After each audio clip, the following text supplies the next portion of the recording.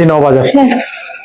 শুনো, ঈদের দিন আমার 10-12 জন বন্ধু আসবে, একটু বেশি করে সেমাই রান্না করো। হ্যাঁ, কি বললা তুমি? বেকারের আবার বন্ধু? একটা তো আমার টাকা বসে বসে খাও, তার উপরে আবার বন্ধু বান্ধব নিয়ে খাবা? আমি একজনকে খাওয়াতে পারবো না। হাহ, ওদের তো দাওয়াত দিয়ে ফেলছি, এখন চাইলেও তো ফেরত নিতে পারবো না।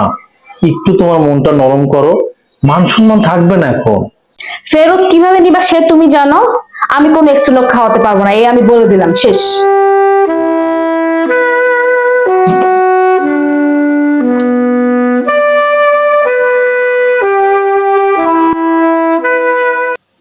হ্যালো বন্ধু। হ্যাঁ বল। বন্ধু, একটা সমস্যা হয়ে গেছে তো, ঈদের সময় তোকে সবাইকে দাওয়াত দিছিলাম, আসলে আমি জানতাম না, তোর ভাবি মাত্র বললো তো, আমরা ঈদের দিন আসলে বেড়াতে যাব, বাসায় থাকবো না। বেড়াতে যাবি? আচ্ছা ঠিক আছে।